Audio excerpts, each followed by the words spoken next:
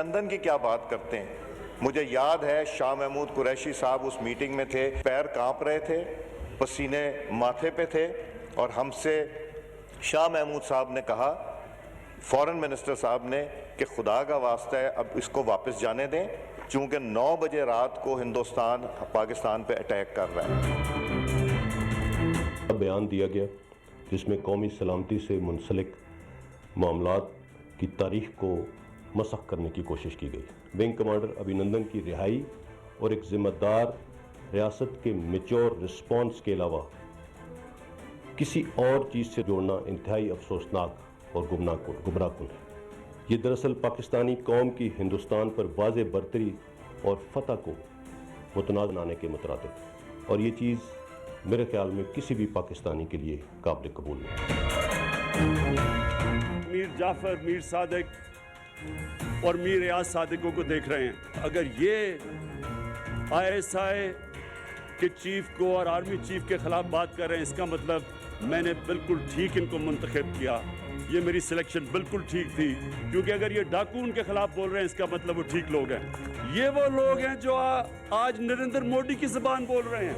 आने वाले दिनों में आप देखेंगे किसकी टांगे कांपती हैं और किसके माथे पे पसीना आता है, ये सारी कौम देखेगी।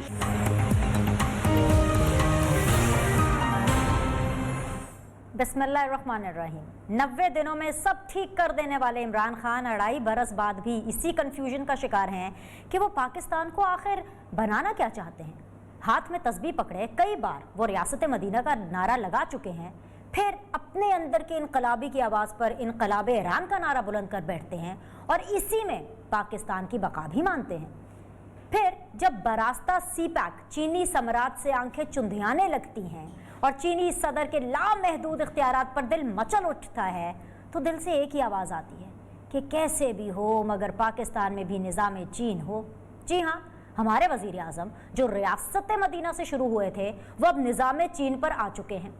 मुल्की निज़ाम को लेकर इमरान खान जितने भी कंफ्यूज्ड हो, मगर एक बात पर वो बड़े क्लियर हैं, उन्होंने नवाज शरीफ को नहीं छोड़ना।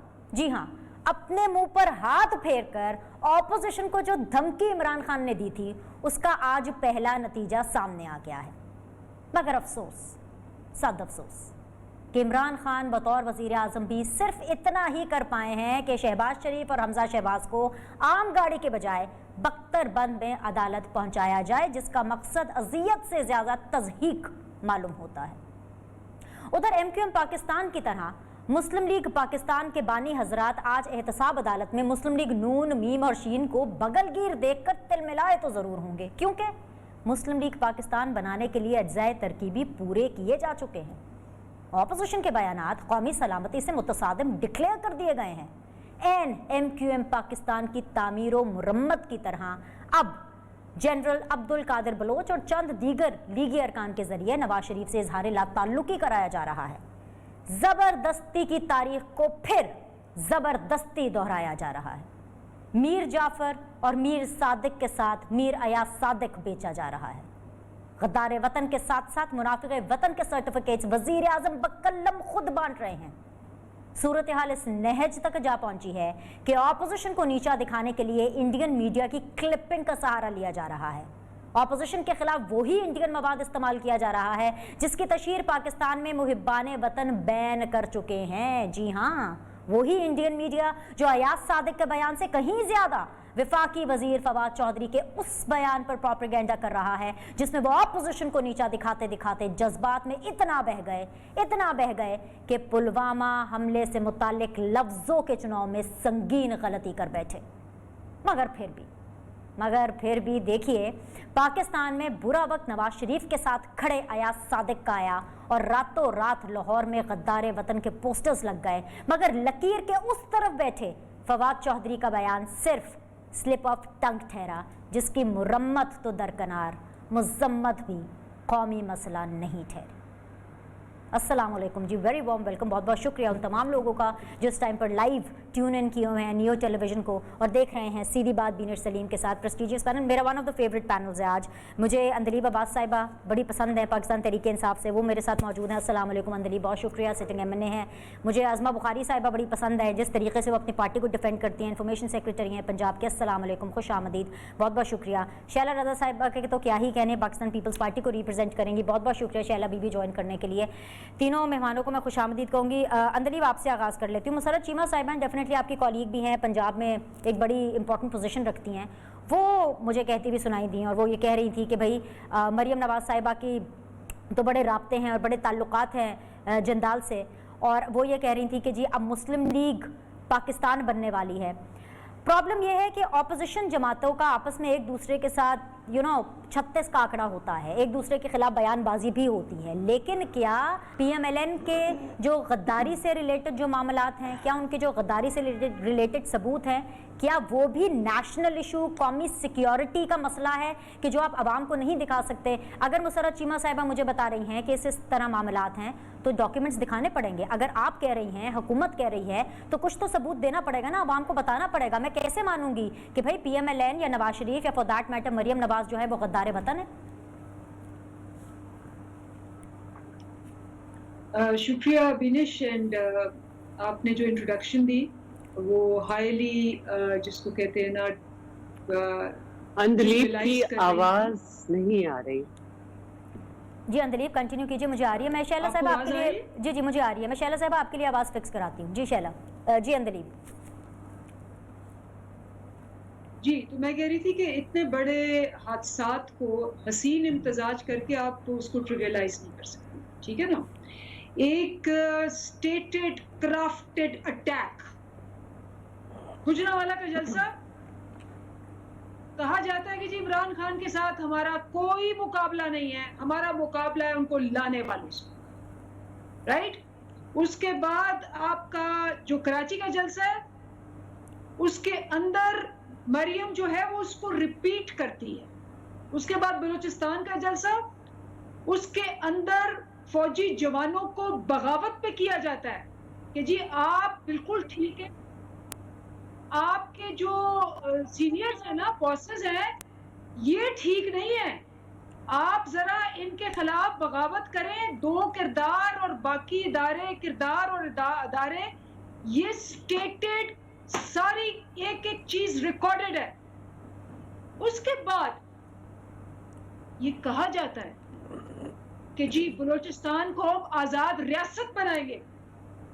उसके बाद कहा जाता है कि बलोची भी अच्छी जुबान है, पश्तो भी अच्छी जुबान है, सिंधी भी अच्छी जुबान है, लेकिन उर्दू हमारी जुबान नहीं है। उसके बाद अयाज सादिक हाउस पे खड़े होके, नेशनल असेंबली में खड़े होके कहते हैं, जो सबसे बड़ा मोमेंट था हमारा, पूरा सबसे बड़ा मोमेंट था, पहली दफा 50 साल में 71 की जंग के बाद इंडिया बैकफुट पे था। इंडिया ने सबको कहा कि जी हमने जाके अटैक किया और हमने 300 बंदे मार दिए। सारी दुनिया ने, सारे सरबराहान ने कहा कि पाकिस्तान सच्चा है, कोई बंदा नहीं मरा बालाकोट में, और उन्होंने कहा कि पाकिस्तान ने इनके पायलट को मार के, वो जो उनका जहाज था इंडियन, पकड़ा है, और इन्होंने डीएस्केलेट करने के लिए जो इकदाम किया है उसमें बोरिस जॉनसन ने फोन किया। आज तक हिस्ट्री में ये नहीं हुआ कि इंडिया जो है वो कॉर्नर्ड हो और पाकिस्तान का अपर हैंड हो। हर मीडिया, हर सरबराह ने पाकिस्तान को सुरखरू किया, सवाए इंडिया ने। तो अगर आज ये 6 आपके पास एविडेंसेस हैं और आप यहाँ बैठी कह रही हैं जी ये है वो है, कुछ नहीं ये वो, तो you know what, You are playing with the emotions of every Pakistani.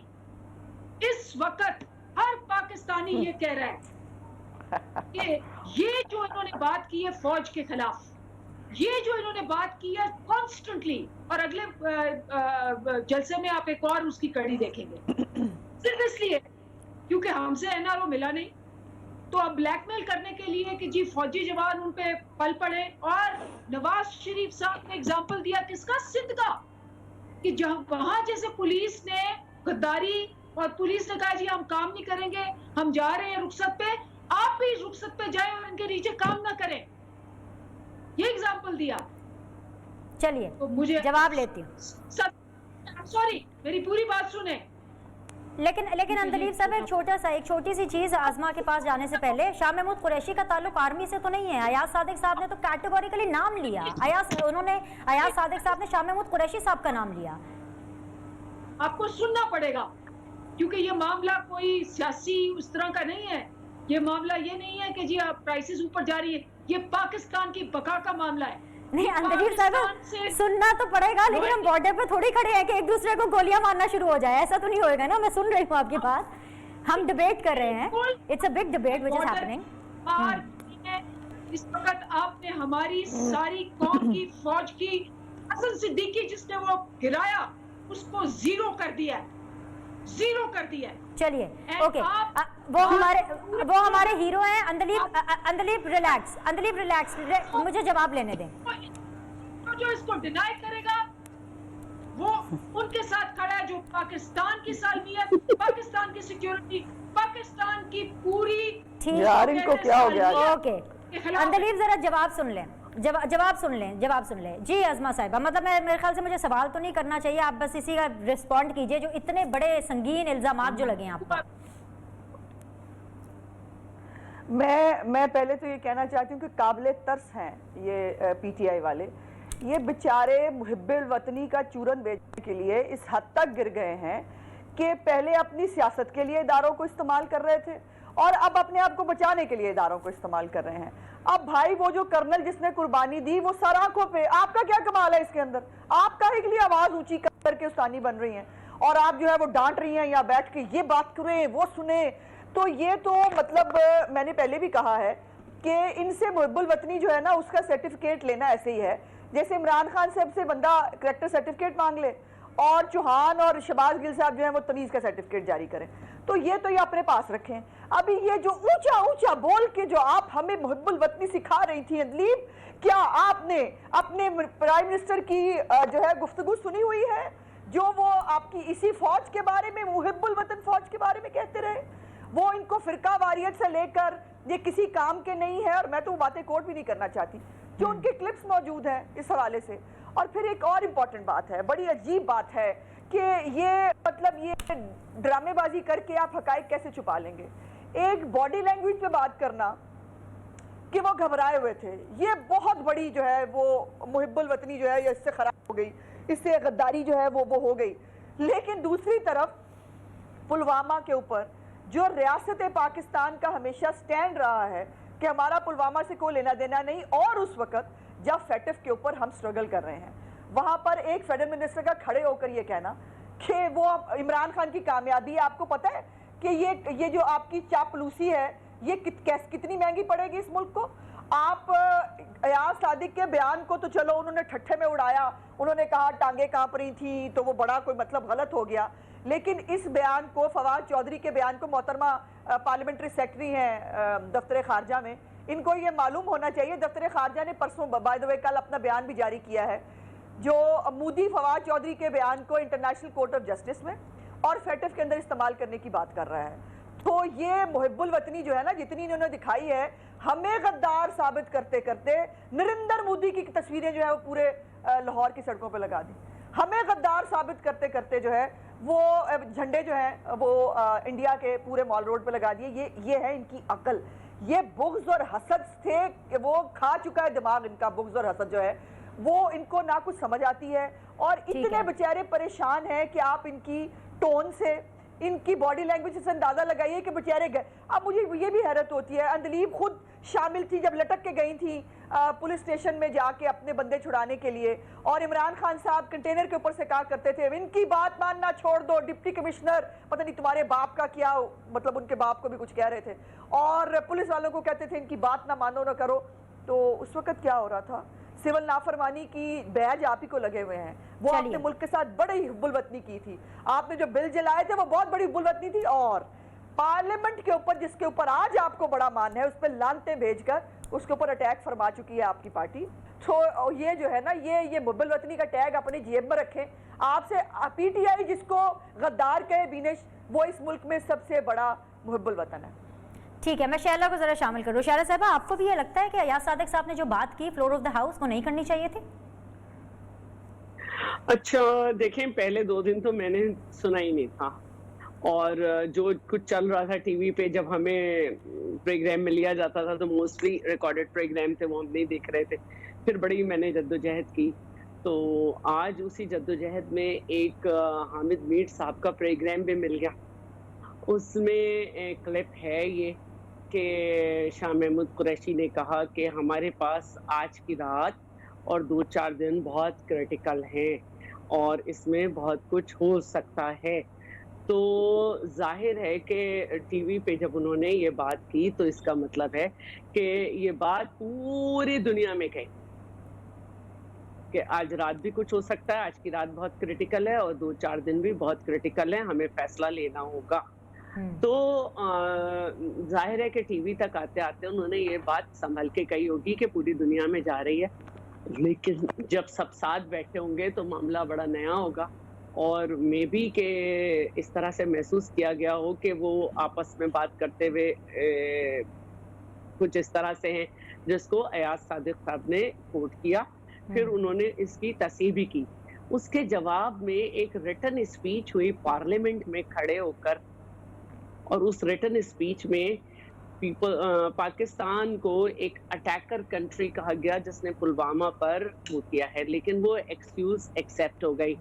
तो असल बात जो है वो ना तो फोर्सेस के किसी कार्रवाई पे मसला है, ना ही हमारे शहरियों ने जो उस वक्त किरदार अदा किया उस पे मसला है, ना ही अभिनंदन को चाय पिलाने पे मसला है, ना ही उसकी टूटी नाक देखने का हमें शौक था, ना ही हमें उसको वापस देने पे मसला है। बात यह है कि इसको किस अंदाज से शाह महमूद कुरैशी ने शेयर किया। शेयर तो की होगी क्योंकि यही कंटेंट उन्होंने हामिद मीर से भी शेयर किया है।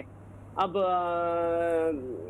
जाहिर है अपोजिशन का काम यही होता है कि अगर थोड़े घबराए में तो ज्यादा घबराए उनकी पेश कर दी जाए, लेकिन अयाज सादिक की बात का जवाब देकर लिखने वाली बात, लिख के करने वाली बात में इतनी बड़ी गलती कैसे हुई? तो हमें ये समझना चाहिए कि हम जब फतवे लगा रहे हैं तो वो फतवे फिर हम इस साइड भी लगाएं कि हमारे बंदे ने भी गद्दारी की, हमारे बंदे को भी देखना चाहिए। तो ये अच्छी बात नहीं है, स्लिप ऑफ टंग हुआ। जहां तक बात है नूरानी साहब, शायद नूरानी मरहूम के बेटे की, वैस नूरानी की, तो उन्होंने अपनी माजरत की है। और अचल साहब अगर उर्दू जबान पसंद नहीं करते तो ना करें, हमें तो मसला नहीं है ना। ठीक है, हम तो बोल रहे हैं, बात लेना कर रहे हैं, आपस में बात कर रहे हैं। आगे आपका पॉइंट शैला बीबी, एक ब्रेक लेते हैं, ब्रेक के बाद वापस आएंगे, डिस्कशन को यहीं से आगे लेकर जाएंगे। Will be back in a bit.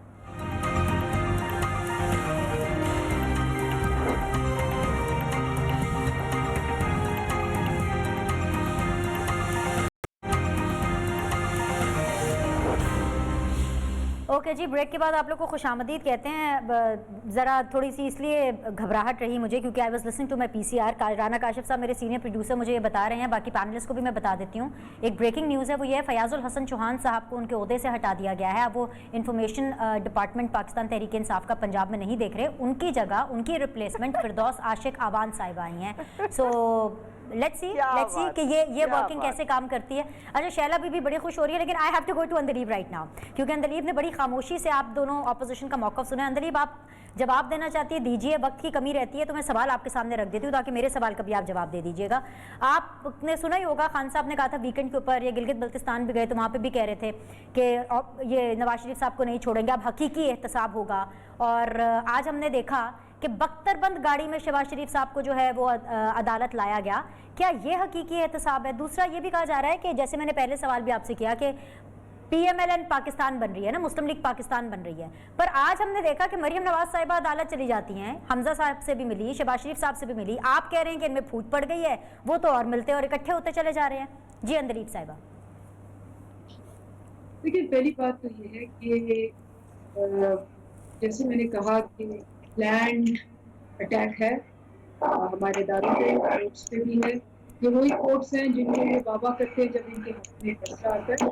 नैबिया paper का फैसला आया, बड़ी वाह हुई, और फिर उसके बाद पनामा पेपर्स और बाकी पेपर्स का खिलाफ आया, तो बाकायदा अपनी हिस्ट्री लेके ये बाहर गए और इन्होंने कहा मुझे क्यों निकाला, और 5 बुक्स से भरे हुए ये जो जजेस हैं उनको उठा के बाहर फेंक दो, ठीक है, जिनमें चीफ जस्टिस जो प्रेजेंट है वो शामिल।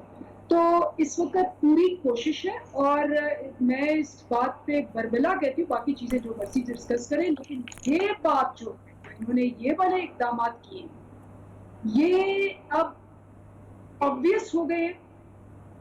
इनको कभी भी आप ट्रिवियलाइज करने की कोशिश करेंगे, आप अपना खुद नुकसान करेंगे। और इसीलिए कि ये जो एक पोज आता है, ये कह रही है कि जी वो इनका कोई इरादा नहीं है, ये हसन सिद्दीकी का इनका क्या बीच में है। हसन सिद्दीकी मेरा हीरो है, बिल्कुल उसकी बात करूंगी मैं, क्यों ना बात करूं, ये मेरे हीरो हैं, हमारे बच्चों के हीरो हैं। ये कहती है क्यों बात करते हैं, आपके तो शायद विलन होंगे, क्योंकि आप तो अभिनंदन के पूरे गुण गा रहे हैं जैसे उन्होंने इंडिया के गाए। अच्छा जी, दूसरी बात जो है जो बड़ी इंपॉर्टेंट है वो ये है कि आप नोट करें, और मैं दोबारा दिखाऊंगी, ये एक रिपोर्ट थी 2 सितंबर 22, 2017 में, फ्रंटियर पोस्ट ने लगाई हुई है, अखबार है, उसमें उन्होंने कहा है Nawaz hires property global lobby firm to defame Pak army. और ये जब है जब खलाई मखलूक और ये सारा हुआ, और उससे पहले उन्होंने कहा जी रोग आर्मी का भी उन्होंने किया था। ये रिपोर्ट अपनी कि जी एक मुनज़्ज़म अटैक है, और नवाज शरीफ साहब ये, मैं तो हैरान हूँ, ये कैसे बैठ के उनको डिफेंड कर सकती है। नवाज शरीफ साहब ने बेनजीर भुट्टो साहबा को कहा CIA एजेंट है, गद्दार है, लेकिन नवाज शरीफ साहब की ऑन रिकॉर्ड सारे केसेस जो अब चल रहे हैं, ये तो वो वाले हैं जो नवाज शरीफ साहब ने किए हैं जरदारी साहब पे, ये तो वो नैब के केसेस चल रहे हैं जो वो वाले हैं। और जब वो जेल में गए थे तो इसी इन्होंने ही भेजा था। आज ये माशाल्लाह इकट्ठे होके मुल्क को नीचे करने में एक दूसरे को डिफेंड कर रहे हैं, मुझे बहुत अफसोस है, और मैं इसको अफसोस दर अफसोस कहूंगी। लेकिन ये डेस्परेशन, और डेस्परेशन सिर्फ एक बात की है, आप याद रखें कि हुआ क्या हुआ, ये कि जब ये बिल्स की बात आई तो इन्होंने बड़े आराम से कहा कि जी हम पैकेज के बिल्स तब साइन करेंगे, हमारे से निगोशिएट करें। हमने कहा ठीक है। ये मैं आपको दिखा रही हूँ, ये इन्होंने ड्राफ्ट दिया कि जी ये 34 चीजें आप डाल दें नैब में। हाँ। जब वो इनकार हो गया, जुबैर साहब भेजे गए, जुबैर साहब 2 दफा वह होके आए, जब उन्होंने भी इनकार कर दिया कि जी आप जाएं, और ये DGISPR की खबर है कि जी हमने उनको कहा कि आप कोर्ट्स में जाएं, और जुबैर साहब की भी खबर है कि जी हाँ हमने डिस्कस किया था मरियम को और नवाज शरीफ के केसेस को। जब ये हो गया कि देखिए ना, मुशर्रफ ने तो डील कर ली थी, तो मुशर्रफ से डील करके बाहर चले गए, तब भी याद है इन्होंने कहा था कि जी हमने कोई डील नहीं की। फिर प्रिंस अब्दुल्ला आए, उन्होंने डील दिखाई, उन्होंने कहा जी 10 साल की नहीं, हमने 5 साल की डील की। फिर माने जाके अभी भी मसला सिर्फ एक ही है कि फौज डील नहीं कर रही। अगर फौज डील कर ले, क्योंकि इमरान खान का तो उनको पता है, इमरान खान ने कहा मैं तो मरते दम तक नहीं करूंगा, क्योंकि पीछे इनको एक डील मिल गई थी मुशर्रफ से। अब फौज नहीं कर रही, अब वो चाहते हैं कि इंडिया से मिलकर फौज को बिल्कुल कमजोर करें, अंदर बगावत डालें। इंडिया ने हैशटैग लगाया सिविल राइट्स इन कराची, हैशटैग लगाया कि जी बगावत हो गई है वहां, और इन्होंने भी आके नवाज शरीफ ने, तो मतलब ये है कि ये जो ऐसी कोई बात नहीं, इसका मतलब है कि ये दोनों नवाज शरीफ के बयानिए के साथ नहीं खड़े, क्योंकि नवाज शरीफ बार बार कहता है, मरियम बार बार कहती है इमरान खान हमारा मसला नहीं है, हमारा मसला उनको लाने वाले हैं। राइट, तो पहले तो ये डिसाइड करें कि ये नवाज शरीफ के साथ खड़े हैं या नहीं खड़े। ठीक है, बिल्कुल बिल्कुल जी। अज़मा, किसके साथ आप खड़े हैं, किसके साथ खड़े हैं? और ये मत भूलिएगा कि पहली धमकी के बाद आज आप कोर्ट में मौजूद थी, देखा ना कैसे है शहबाज शरीफ साहब बख्तरबंद गाड़ी के अंदर, और अब ये धमकी दी जा रही है कि गिलगित बल्तिस्तान में पता चलेगा कि किसकी टांगे कांपेंगी। तो ये दोनों चीजें, दोनों धमकियां दिमाग में रखें आप जी। नहीं, हमें बड़ा दिमाग में है, हमने इनको 2.5 साल भुगता है, हमसे ज़्यादा किसको पता है ये किस हद तक गिर सकते हैं, और जितना भी सोचा जा सके ना ये उस हद तक गिर सकते हैं। पहले तो बात ये है कि इनको शर्म नहीं आती कि ये अब शहीदों को और गाजियों को अपनी सियासत के लिए इस्तेमाल करेंगे। बार बार उस कर्नल का नाम लेके आते हैं, वो कर्नल पूरी कौम का जो है वो हीरो है, वो कोई तहरीके इंसाफ का विंग का चेयरमैन नहीं है या यूनियन काउंसिल का चेयरमैन नहीं है, वो हमारा पूरी फौज पाक फौज जो है वो हमारी है, ये घर से लेके नहीं आए। इनको कई दफ़ा मैंने बताया बट बाज नहीं आते। अब जो दूसरों को इदारों में बात करने की कह रहे हैं, मतलब इनसे ये इतने मतलब अकल के धनी हैं कि हम कह रहे हैं बात शाह महमूद की हुई है, वो कह रहे हैं नहीं आप माने बात किसी और की हो रही है। हम कह रहे हैं कि जो है वो अभी ये बार बार NRO की और उसकी बात कर रही हैं। ये अब फिर आप देखिए, अगर जुबैर साहब से मुलाकात की बात है या जो कह रही हैं NRO जो है वो फौज से मांग रहे हैं, बीबी आपको पता है आप क्या कह रही हैं? आपकी इतला के लिए अर्ज है कि आप खुद टीवी पर बैठकर आप ये अनाउंस कर रही हैं कि पाक फौज सियासत में हिस्सा लेती है। पाक फौज तो कह रही है हम सियासत में हिस्सा नहीं लेते, हमारा सियासत में आप यहाँ बैठ के साबित कर रही है, ठप्पा लगा रही है बैठ के, हाँ, और बैठ के ठप्पा लगा रही है, मान जाओ कि फौज जो है वो सियासत में हिस्सा लेती है। मतलब आप इनसे अंदाजा लगाइए कि ये बेचारे मतलब अकल से तो फारिग थे ही थे बाकी जगहों पर। मैं जैसे कई दफ़ा कहती हूँ मुझे समझ नहीं आता, यकीन मानो मैं कैटेगराइज, ये पॉलिटिकली ज़्यादा फारिग है, दिमाग इनका खाली है, माशी तौर पर खाली है, स्ट्रेटेजाइज करने में खाली है, क्या है। दूसरी बात यह है कि मेरी प्यारी बहन को पता नहीं क्यों वाक़यात जो है वो भूल जाते हैं, इनको थोड़ा याद कराना पड़ता है मुझे बार बार। पहले तो इनको याद होना चाहिए, जो बार बार पार्लियामेंट की बात करती हैं ना, तो अंजलि बीबी आप बताएंगी या मैं बताऊं कि पार्लियामेंट के अंदर भी पॉलिटिकल पार्टीज को बिठाने के लिए आपको किसी की मदद की ज़रूरत पड़ती है। आपको ताजरों से बात करनी हो आपको मदद की ज़रूरत पड़ती है, आपको कहीं किसी मुल्क में जाना हो आपको सिफारिश करानी पड़ती है। अब तो खैर आपको जाता ही कोई नहीं, बुलाता ही कोई नहीं। पूरी दुनिया में आइसोलेट हो गया पाकिस्तान, ये UN के अंदर 16 मेंबर्स इकट्ठे नहीं कर सके कश्मीर के लिए जो है ये वहां पर रेजोल्यूशन कर सकते। अज़मा अपनी बताइए, और वो बड़ा पाव खाते मुस्लिम लीग पाकिस्तान बन रही है, हमारी बड़ी, देखिए ये है इनका एजेंडा जिसको ऊपर जो है ये काम कर रहे हैं। बड़ी कोशिश के बाद जो है वो इन्होंने 6 लोटे ढूंढे, जिनमें से जब हमने उनको पूछा उन्होंने हमसे माफ़ी मांगी, बहरहाल 5 को हमने निकाल दिया। और आज जो मैं ब्रेकिंग न्यूज़ आपको देने वाली हूँ वो ये है कि अजहर चांडियो जिसकी मुलाकात आज की फुटेज शाया की गई है, इतने फेक और 2 नंबर लोग हैं।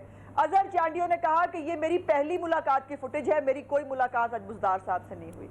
मतलब डेस्परेशन का आलम देखिए, मीम बन जाएगी, शीन बन जाएगी, भाई कुछ भी बन जाएगी। Fake news. आपको तकलीफ काहे की? आप हमारे चाचे मामे काहे के लिए बने हुए हैं? आप अपनी देखिए, आपके MNAs आपके खिलाफ बात कर रहे हैं। और आखिरी बात जो मुझे करनी है, मेरी प्यारी बहन, आपके चूंकि बड़े अच्छे एक सफ़े के मामलात हैं, ज़रा पता करके बता दीजिए। बार बार आप सिंध की बात कर रही हैं, वो 10 दिन के अंदर रिपोर्ट आनी थी, आज उस बात को 15 दिन हो गए हैं, तो जरा रिपोर्ट तो दिला दें। शैला मेरे साथ है। अच्छा मुझे अलाउ करें, मुझे ब्रेक लेना है, मुझे शैला से भी अनइंटरप्टेड जो है वो जवाब चाहिए। एक ब्रेक लेंगे, ब्रेक के बाद वापस आएंगे। शैला बीबी आप ही के पास आऊंगी सवाल लेकर के भी और आपसे जवाब भी जानूंगी। हमारे साथ रहिएगा।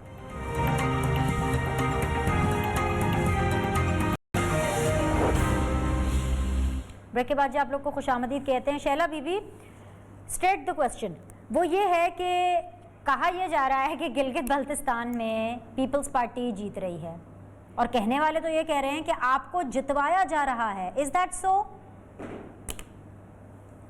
अच्छा देखें जी, मेरा चेयरमैन वहाँ पर मौजूद है और वहाँ पे वो मुसलसल कैंपेन कर रहे हैं और सब जानते हैं कि इससे पहले PMLN की हुकूमत से पहले हमारी हुकूमत थी और सब वहाँ पे जानते हैं कि पाकिस्तान पीपल्स पार्टी ने गिलगित बल्तिस्तान के लिए जो तारीख रकम की है उसके बड़े फैसले आज तक किसी और पार्टी ने नहीं किए। और वहाँ पर एक कैंपेन चल रही है और वहाँ पर वो बात हो रही है कि वहाँ पर भी हम चाहते हैं कि आइन के मुताबिक इलेक्शन हो और आइन के मुताबिक इख्तियारात मिले। अब अगर कोई वज़ीर आज़म वहाँ जाकर वो आईनी बात जो कि असेंबली में करनी है, जो आईनी तब्दीली असेंबली में होनी है, इलेक्शन के वक्त जाके उसका ऐलान कर रहा है, तो इसका तो नोटिस लेना चाहिए।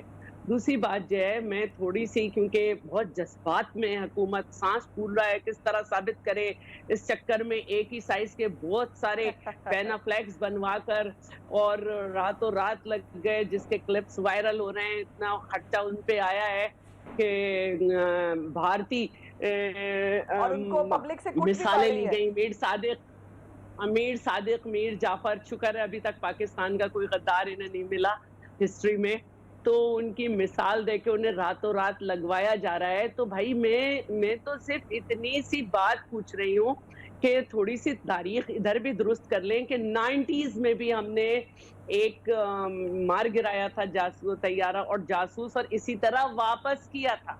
और भारत जैसा जारहे मुल्क जो हम पे अपनी जारहियत कई दफा जंग की सूरत में कर चुका है, अगर हम पूरी दुनिया ने देखा कि हमने जहाज गिराया, उसका कमांडर पकड़ा, सब कुछ किया, और उसके बाद हमने एक इस चक्कर में कि भारत के पास सिवाय जंग मुसल्लत करने के और कोई ऑप्शन नहीं है और वो ये कर सकता है और वो नहीं सुनेगा, जंगी जुनून में मुब्तला कौम है, वापस कर दिया। इस पे तो कोई बात नहीं हो रही ना। बात तो ये हो रही है कि शाह महमूद कुरैशी का क्या स्टाइल था, क्या स्टाइल था, क्या स्टाइल था। इस पे रियासत पाकिस्तान तो नहीं ना उनका स्टाइल, क्योंकि वो बहुत चबा चबा के बात करते हैं, ड्रामेटाइज अंदाज में बात करते हैं।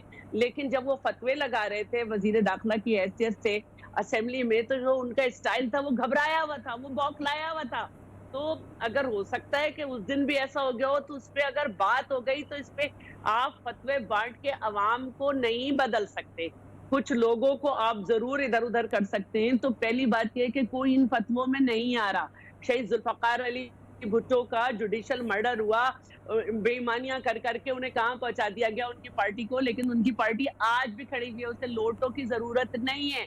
और मैं आपको ये बता दूं कि बेशक नवाज शरीफ के दौर में हमारे साथ इंतकामी सियासत हुई, ये इल्जामात लगे, लेकिन क्या इसका इंतकाम हमें अवाम से लेना चाहिए, जिसके लिए दवाएं 500% महंगी हो गई, जिनके ऊपर ये मुसल्लत हो गई महंगाई, जिनकी ऊपर तीनों मेहमानों का बहुत शुक्रिया। आप तीनों का मौक़िफ़ आ गया है। इंशाअल्लाह ताला आप लोगों से कल मुलाकात करेंगे, फीडबैक दीजिएगा। अल्लाह हाफ़िज़।